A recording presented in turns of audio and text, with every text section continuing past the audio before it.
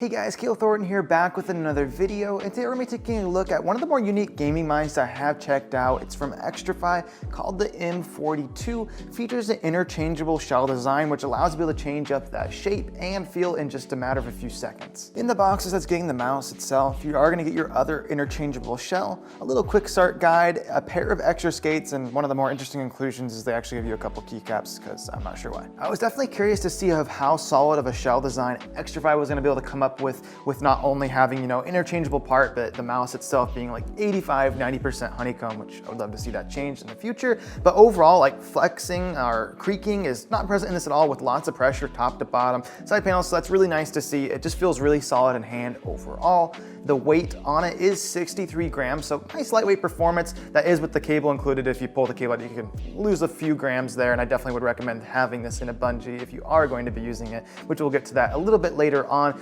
Overall, really great. The only thing I'd love to see Xtrfy do in the future is if we can just keep that weight down, but at least get solid side panels. I just don't like the feeling of honeycomb, especially with the claw grip and my fingers like falling into those. Just feels a little awkward, and a lot of other mice companies are able to still achieve lighter weights with a solid shell design, so maybe in the future Xtrfy can do that as well. To switch out the interchangeable shell, it is as simple as just taking your finger or your nail at the base of the back of the mouse, lifting it up where that little slit is at, and it'll pop right out, and then you can either pop the same one back in or take the other one. Just secures with some plastic clips as well as some magnets towards that base. It does feel a little bit chintzy when you just have it out of the mouse by itself. You can definitely get some flex out of it, but like I was mentioning before, as soon as you pop that thing in there, super solid feel overall. The M42 overall, no matter what shell type you're using, is just a smaller mouse in general, so going to be more aimed towards those of you who like that fingertip to a claw style grip, and obviously the smaller hands you get, the more grip styles or positions you might be able to find yourself getting into on the M42.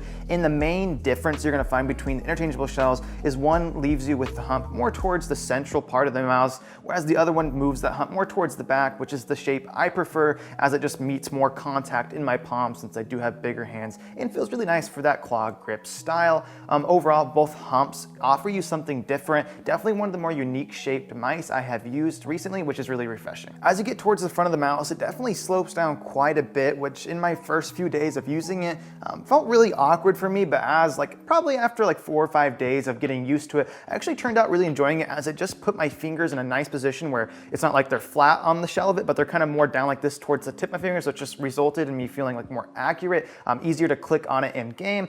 Just created a good consistency for me, and I actually ended up really enjoying the shape overall after the break-in period of me getting used to the shape, as it is just a more unique shape overall.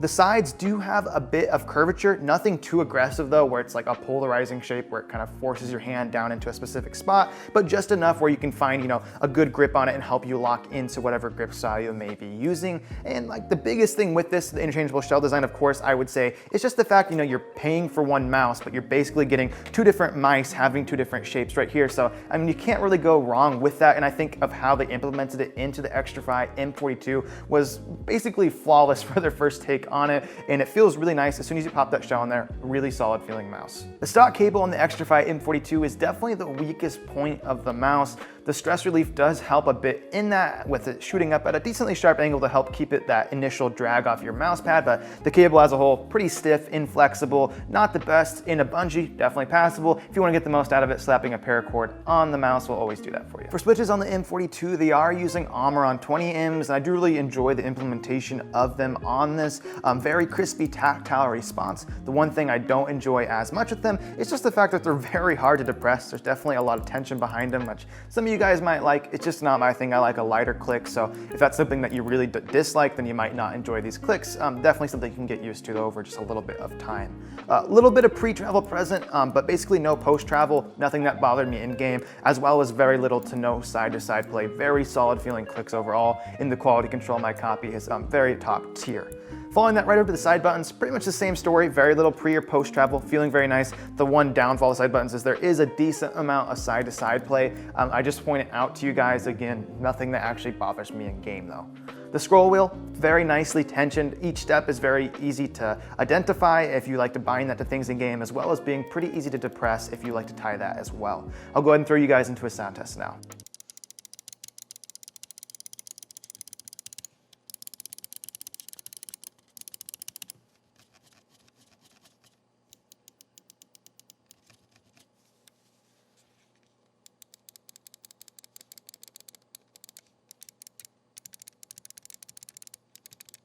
There is no external software for the M42 itself, so you do get a lot of onboard controls as far as changing up settings and things like that goes on the mouse itself.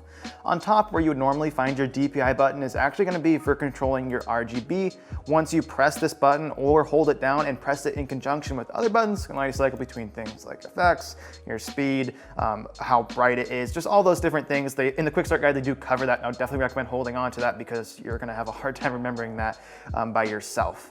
Going on to the bottom of the mouse, though, you do get some more control. Again, you can't hop into a software to specifically set your DPI, so they already have 8 preset stages for your DPI, which are all tied to this button, and also the LED is color coordinated to them. Again, in the quick start guide, definitely hold on to that. And then finally down below that, you can change your pulling rate with that switch towards the bottom, which I'm not sure why you'd ever want to lower your pulling rate, but just keep it on 1,000 and you should be good to go. You should never have to worry about actually changing that switch. For the sensor, they are using the Pixar 3389, really solid gaming grade sensor. Absolutely no issues in my time using it. Again, you can't specifically set your DPI, so you are kind of at the will of whatever stages they have preset to the button itself. You do get 2 decently big and rounded PTFE feet on the bottom, which are definitely not the best out of like box stock skate experience I have had so far, but they're definitely passable and have not felt bad on any mouse pad that I've used them on so far. Again, they do include some replacement skates as well as a sensor skate, which is not included stock on the mouse. So if you want to put that on there, you can. Won't make a huge difference. The main thing is that you'll have more surface area contact in the mouse pad, maybe resulting in a little bit more of a controlled glide. Overall, I think Xtrfy brings a very great package with the M42 to the table, having a more unique shape, as well as, of course, most noteworthy of the features being the fact that you can have interchangeable shells in the back, which not only change up the feel, but also the shape of it, and you're essentially getting 2 different mice for the price of one, which no one can really complain about overall. There isn't much bad I can say about it. The most noteworthy thing that I would say is like not the best on it is the cable, but passable into bungee, and of course, if you want to fix it completely, just go ahead and get a paracord, and I will have actually installation on this soon. If you guys are planning on doing that, you might find that video helpful as well. The 2 things I would love to see most from Xtrfy going into the future is maybe if we can get rid of these at least the side panels for honeycomb while keeping the weight down, and maybe bringing the same idea of the M42 to maybe a medium or a larger size mice, as I just am not a huge fan of the smaller mouse overall. But with this being like their first implementation of the interchangeable shell design, I think the M42 is an absolute steal of a deal and definitely a recommendation from me. Thank you guys very much for watching the video. If you did find it helpful or informative, one way you can really help support the channel is hitting that like button and also subscribing if you want more content like this coming up in the near future. If you guys have any questions about the mouse or just my time using it, definitely let me know down in the comments below, but I'll see you guys in the next video.